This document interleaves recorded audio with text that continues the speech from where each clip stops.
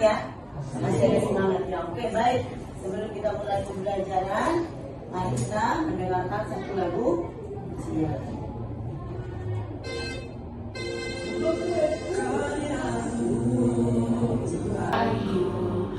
Yang tak dapat ku nilai dengan kata-kata,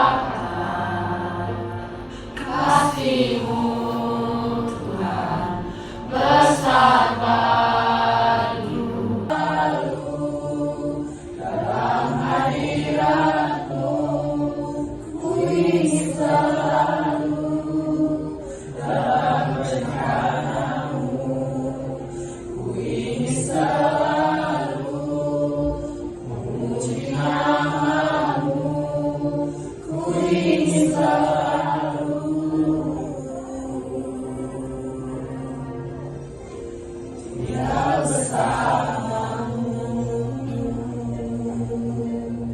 Oke, baik, satu orang di dalam doa, silakan.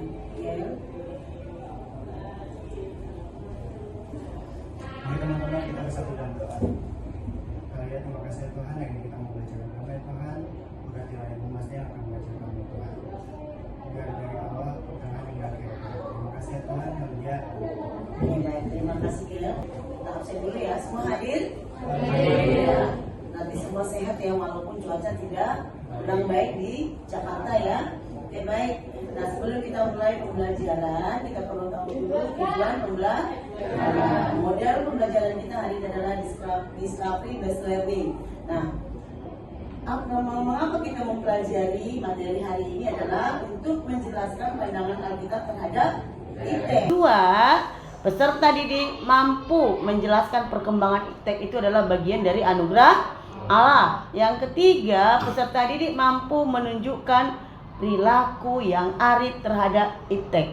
Yang keempat, bahwa peserta didik mampu menggunakan iptek dengan baik dengan hati yang takut akan Tuhan. Nah, saya mau tanya, kemarin kita belajar apa ya?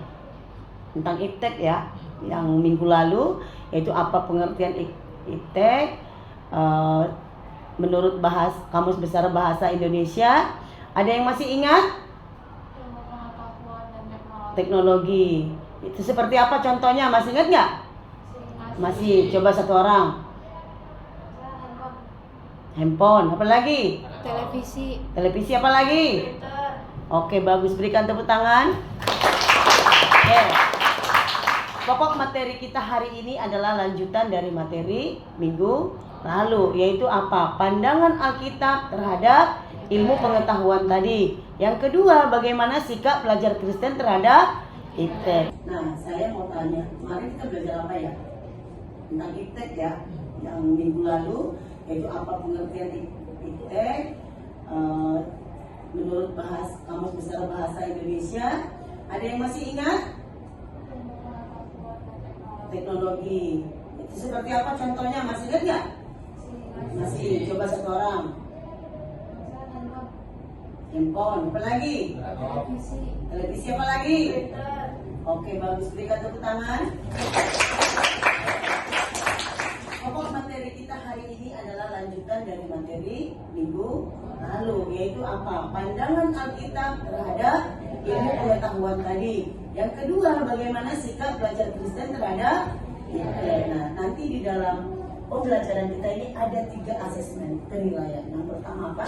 Penilaian sikap, yaitu diamati sama Ibu Maska bagaimana perilaku kamu di saat belajar. Yang kedua, yaitu namanya asesmen atau penilaian pengetahuan. Nanti di akhir dari pembelajaran kita hari ini ada bentuk tes tertulis, yaitu formatif ya. Nah, yang ketiga ada penilaian kinerja atau keterampilan. Nanti ada aktivitas-aktivitas yang kita kerjakan. Baik, itu sudah mengerti ya? Sudah paham? Paham? Masih semangat? Atau sudah lapar? Sebelum kita memulai pembelajaran, Ibu Mas akan bagikan LKPD. Sudah paham ya? Lembar kerja peserta? Oke, bagi ke belakang. Kirim ke temanmu. Oke, nanti dikerjakan setelah selesai pembelajaran ini. Nanti kamu amati lagi. Tadi Ibu Mas sudah bertanya, kamu masih ingat nggak pembelajaran kemarin? Ada nggak yang mengubah cara pandang kamu terhadap iptek itu? Setelah belajar kemarin itu, ada nggak sesuatu yang berharga yang kamu dapatkan dari pembelajaran kita kemarin itu, minggu lalu? Ada? Ada yang mengubah cara berpikirnya? Sudah paham ya cara menggunakan itu ya? Sudah tahu apa aja bagian dari ITEK itu? Oke, Ibu Masa akan lanjutkan. Nah, karena hari ini pokok materi kita adalah pandangan Alkitab terhadap ITEK, maka kita harus membaca Alkitab karena kita suci kita adalah Alkitab. Oke, baik, mari kita baca bersama-sama Kejadian 11 ayat 1 sampai 9.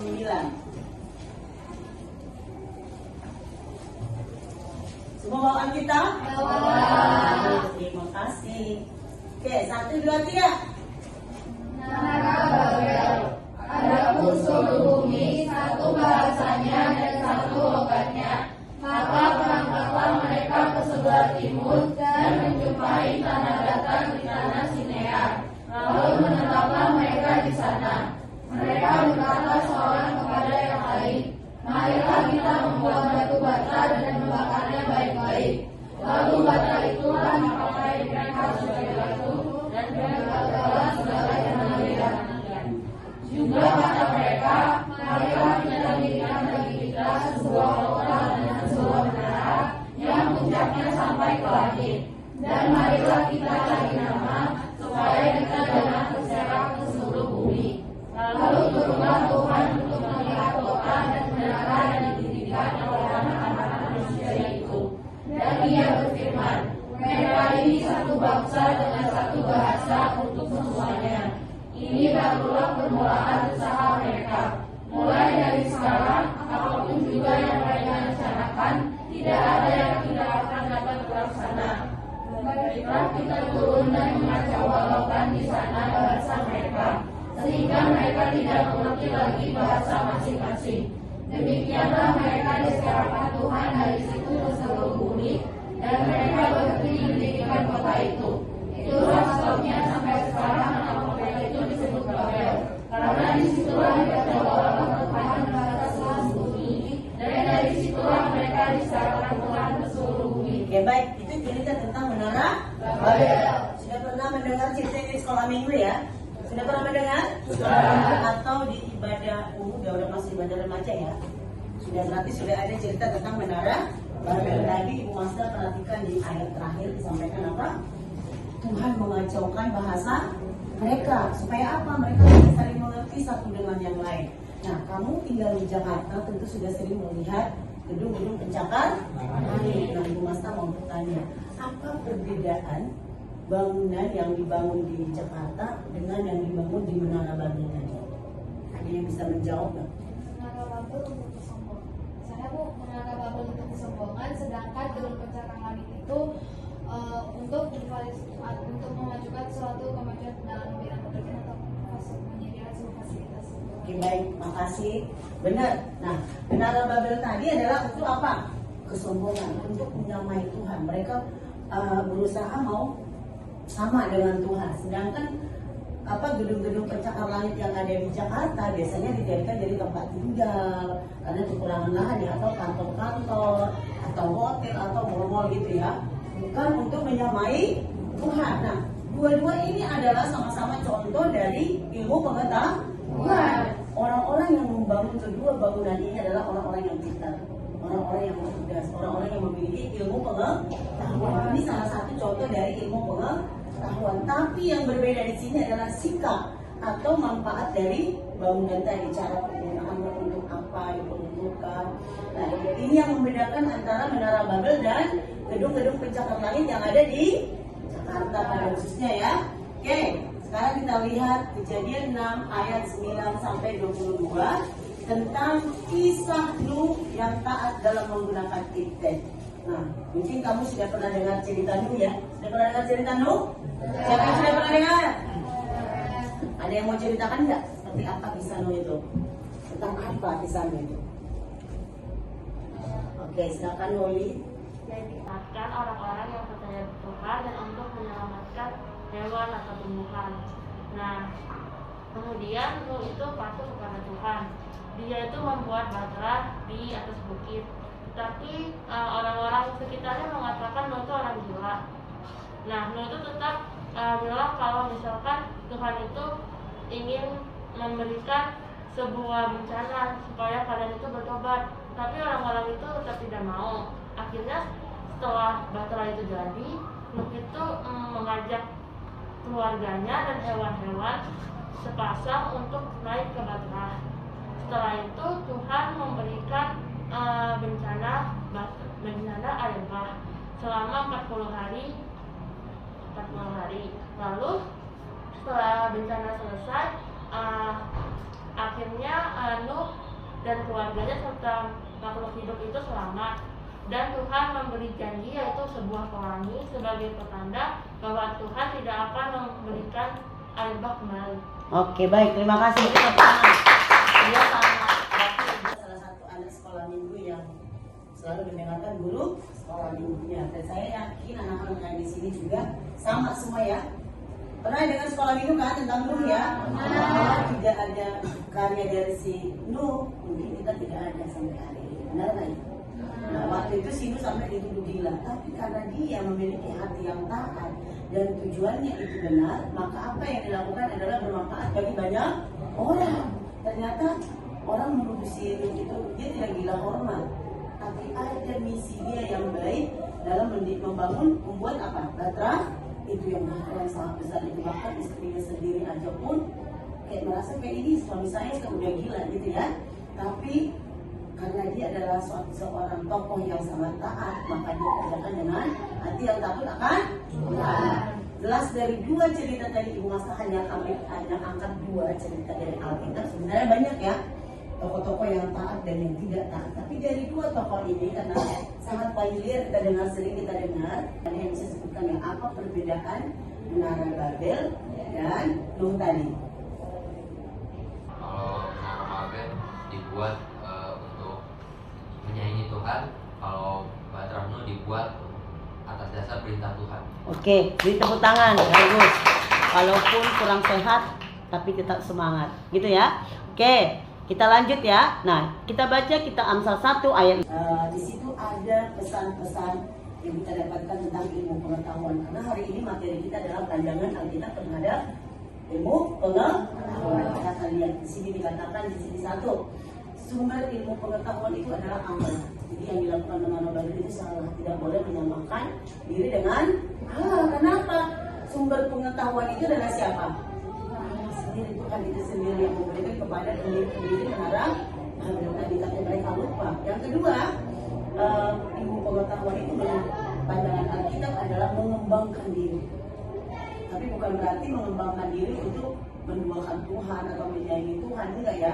Mengembangkan diri supaya kita makin berkembang dan makin maju. Yang ketiga, menambah ilmu. Yang keempat apa? Berpengertian atau beriman. Yang kelima, menggunakan ilmu secara benar. Jangan seperti si Menara Babel, tapi jadilah seperti si Nuh. Ya, karena tahan. Kita lanjut ya.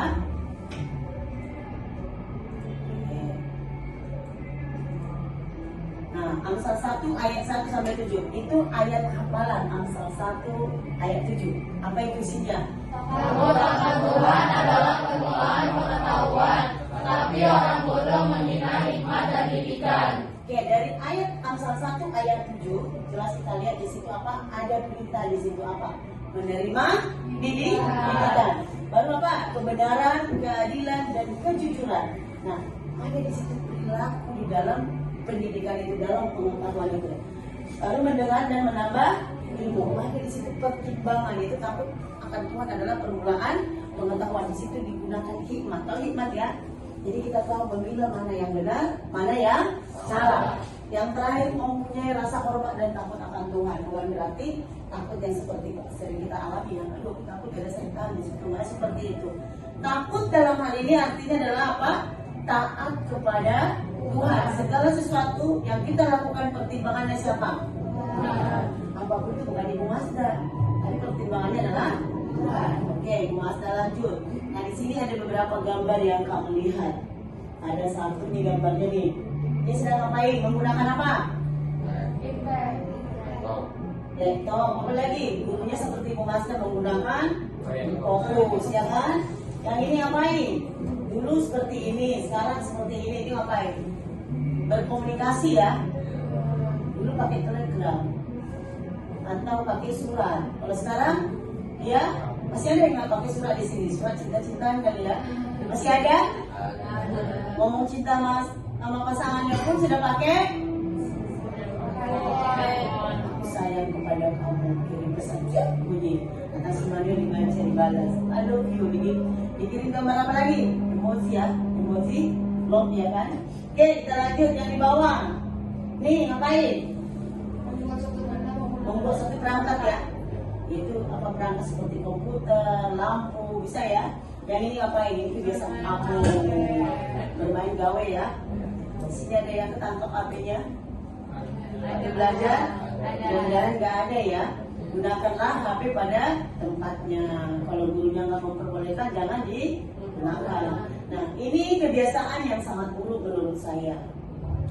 Dalam komunitas ini ya, ada komunitas di sini, tapi semua sibuk menggunakan HP-nya.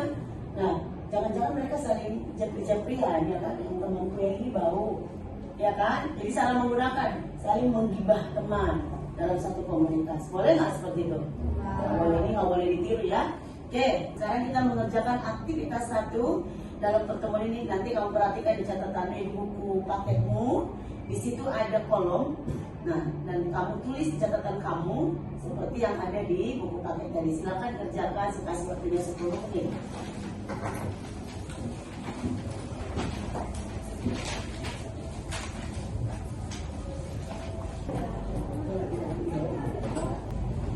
Oke, baik. Terima kasih. Saya lanjutkan ya.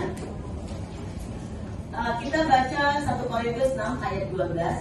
Di sini dikatakan di dalam ayat ini, boleh dibaca ya, ayat 1 Korintus 6 ayat 12. Apa kata 1 Korintus 6 ayat 12 itu? Satu orang aja membaca.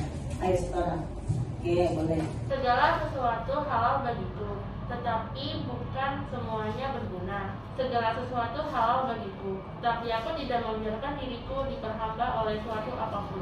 Nah, di sini dikatakan segala sesuatu boleh halal, tapi jangan sampai diperhamba. Nah, dalam nas ini mengajarkan kita tidak dikuasai teknologi. Tapi apa? Kita menguasai teknologi. Jangan kamu diperhamba teknologi. Tapi apa? Kita menguasai teknologi. Jadi kita yang mengatur HP kita kapan mau digunakan. Jadi bukan HP yang mengatur, gunakan saya, enggak. Tapi yang mengatur siapa? Kita sendiri. Makanya jangan mau dikerjai apa namanya game ya. Sampai sini yang main game. Ada lagi ya, sudah pada bertobat ya, karena sudah mau ujian gitu ya. Oke, nah ilmu pengetahuan dan teknologi merupakan hasil dari akal budi manusia yang digunakan untuk apa? Mengupayakan kebaikan dan kesejahteraan. Seperti yang kita lihat di Jakarta, langsung saja jauh. Kita lihat banyak pembangunan, maka dikatakan Jakarta itu adalah apa? Kota yang berkembang, kota yang maju, mungkin jauh berbeda dengan daerah yang lain. Pembangunannya sangat cepat. Sekarang sudah ada LRT lagi kan, itu lebih cepat lagi. Katanya kalau mau ke Bandung cukup 40 menit sampai gitu kan, dari 2 jam ke 40 menit. Nah inilah pengetahuan itu mempermudah. Tapi di sini dikatakan tadi bagaimana perilaku kita dengan kemudahan-kemudahan itu, bagaimana respon kita dengan kemudahan-kemudahan itu. Ini ilmu pengetahuan yang dikasih Tuhan kepada kita, dianugerahkan Tuhan. Kita nggak boleh lupa ya, yang memberikan siapa? Boleh nggak kita lakukan seperti yang dilakukan Menara Babel tadi? Oke, saya lanjut. Nah, sekarang kita mengerjakan aktivitas 2. Nanti dituliskan di catatannya beberapa sikap yang seharusnya kamu lakukan sebagai pelajar Kristen terhadap iptek tadi, terhadap perkembangan itu. Bagaimana sih sikap kamu menurut pendapat kamu ya? Tadi sudah ada Alkitab yang sudah kita baca, firman Tuhan yang menjadi dasar kita. Perbandingannya, kata Alkitab seperti ini. Nah, setelah kamu baca tadi Alkitab tadi, sudah kita bahas bersama-sama, maka kamu sudah tahu apa yang harus kamu lakukan kan? Nah, sekarang menurut kamu sendiri, apa sih yang harus saya lakukan? Saya tadi udah baca di Alkitab, bisa jadi kamu nggak sepaham dengan itu. Enggak, harus begini. Nah, jadi kamu tuliskan di catatan kamu tadi tentang bagaimana sikap kamu, apa yang harus kamu lakukan sebagai pelajar Kristen terhadap perkembangan ibadah. Oke, nah setelah itu, setelah kamu kerjakan, coba kamu renungkan. Apakah kamu sudah benar dalam menggunakan ilmu pengetahuan itu dan teknologi yang sedang kamu miliki sekarang? Kamu sudah sama jauh berkembang dari orang lain, di daerah-daerah lain. Dari umat aja mungkin kamu lebih pintar menggunakan HP, benar nggak? Lebih pintar ngotak-ngatik kalian itu, ya kan?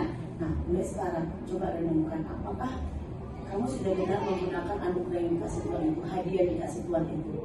Boleh ya direnungkan ya? Oke, saya lanjut. Nah, kita baca Efesus 5 ayat 15 sampai 18. Boleh dibaca satu orang? Ayat saja. Ayo dibaca. Ayo, Teresia supaya kamu. Karena itu perhatikanlah dengan seksama. Bagaimana kamu hidup, janganlah seperti orang bebal, tetapi seperti orang arif. Oke, di situ dikatakan apa? Jangan menjadi orang bebal, tetapi jadi orang arif. Di situ diajarkan juga bagaimana mempergunakan waktu. Nah, Ibu Mas, dulu kan waktu Ibu Mas itu SMP, yang Ibu sering dengar itu apa? Waktu itu adalah uang, itu selalu terniang-niang di otak Ibu Mas. Nah, ternyata sekarang ini bukan itu lagi, itu udah kecil katanya. Apa? Waktu itu adalah hidup, berarti mahal ya. 1 detik saja kita buang, kehidupan kita sudah berkurang. Jadi ingat, waktu itu adalah hidup. Jadi gunakan dengan baik. Nah, mengerti kehendak Allah. Artinya di saat kamu mendapatkan suatu fasilitas, kamu harus tahu memilah mana yang kehendak Allah, mana yang tidak kehendak Allah. Contoh, yang tidak kehendak Allah apa? Ada satu orang yang tahu? Yang tidak kehendak Allah apa? Seperti apa? Dalam kamu punya HP, di situ ada internet, tentu di situ banyak tawaran-tawaran yang tidak sesuai dengan firman Tuhan. Contohnya apa? Membuli orang dari sosial media. Oke, 1. Bagus. Nonton film pornografi. Bagus, keren. Main slot. Apa itu? Jadi Iya, masa nggak tahu bahasanya ya, main judi. Seperti itu ya. Banyak seperti tadi main slot, apa itu namanya itu judi ya? Apa itu yang baru-baru ini? Apa? Murah banget, apa namanya itu ya? Main apa namanya itu? Itu salah satu kejahatan dari ilmu pengetahuan kan, membodohi banyak orang sehingga orang berinvestasi. Ternyata orang lain jadi miskin, yang satu jadi kaya. Kayanya dengan cara yang salah. Tidak dilarang kaya, tapi dengan cara yang benar, yaitu apa? Bekerja keras. Oke. Nah, hidup penuh dengan roh. Orang yang hidup penuh dengan roh bagaimana caranya? Baca Alkitab. Seperti tadi ada beberapa dasar-dasar Alkitab bagaimana kita menggunakan teknologi tadi. Berarti kita harus berpatokan kepada Alkitab. Boleh nggak berpatokan kepada yang lain? Tidak boleh. Sebagai orang Kristen berarti harus berpatokan kepada kitab suci orang Kristen. Apa kitab suci kita? Alkitab. Isinya apa? Tentang firman Tuhan. Berarti tidak ada yang salah di sini ya. Nah, apapun yang dikatakan firman Tuhan adalah benar. Dan di sini ada contoh-contoh tokoh-tokoh yang tidak mendengarkan apa kata Tuhan. Bisa kamu lihat seperti Menara Babel tadi.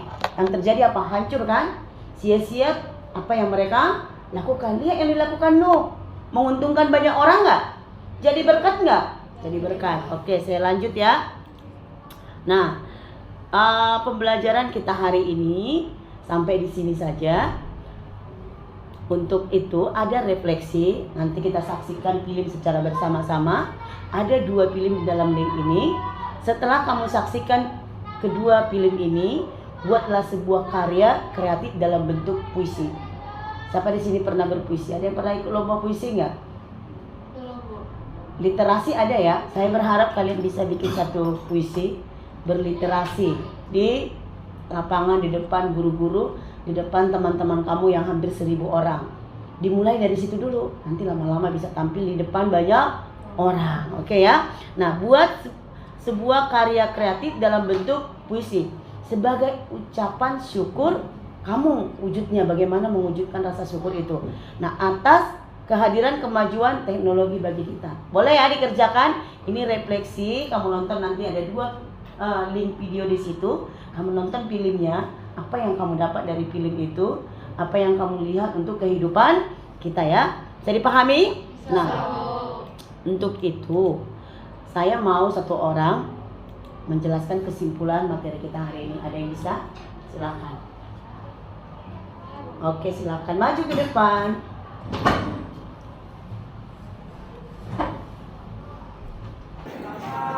Jadi yang bisa kita simpulkan dan kita ambil dari pembelajaran kita pada hari ini, yaitu yang pertama kita harus bisa seturut dalam firman Tuhan, yaitu sebagai pemuda Kristen kita harus bisa menyesuaikan diri dengan firman Tuhan walaupun di era kemajuan teknologi sekarang. Kita ambil dampak positifnya lalu kita buang dampak buruknya. Contoh dampak positifnya, kita menggunakan ponsel ataupun handphone untuk komunikasi dan mengerjakan tugas proyek. Lalu buang dampak buruknya, contoh seperti menggunakan untuk menonton film pornografi atau meretas data dan main judi online. Lalu yang kedua, kita harus bisa seperti Nuh, yaitu yang bisa menghasilkan kebaikan untuk semua orang dengan seperti menara Babel. Sekian, terima kasih. Oke. Sekarang laki-laki.